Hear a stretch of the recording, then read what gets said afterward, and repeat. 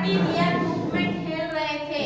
रोहन और उसकी सहपाठी में उसके साथ पढ़ने वाले क्या कर रहे थे? धूप में खेल रहे थे। अचानक रोहन ने देखा कि उसकी छाया उसके साथ साथ चल रही थी। रोहन ने क्या देखा? कि उसकी छाया उसके साथ साथ चल रही थी। किस कारण?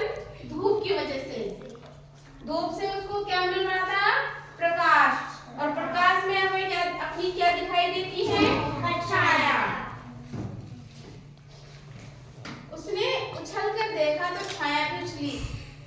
रोहन सोचा कि मैं उछल के देखता हूँ, दिखाई ये भी उछलती है नहीं उछलती। तो रोहन उछला तो उसकी छाया भी उछलने लगी। रिया हंसते हुए बोली, अरे ये तो तुम्हारी परछाई का जादू है।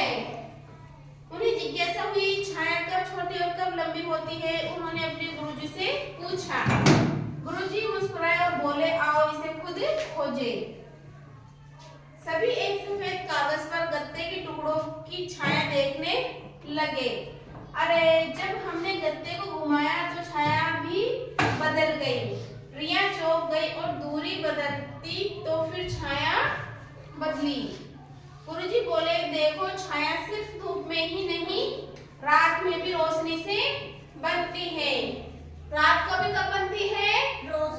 रोशनी से, प्रकाश से। बच्चे रोमांचित थे। उन्होंने सोचा कि वे रात में छाया बनाएंगे और छाया के रहस्यों को देखेंगे।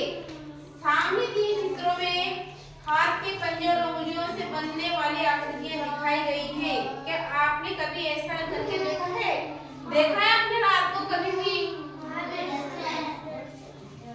उजाले के बल्ब के सामने अपनी उंगलियां ले जाके देखो, अपनी छाया, हाथ की उंगलियों की छाया देखना अपनी उंगलियों से काफी बड़ी दिखाई देती है।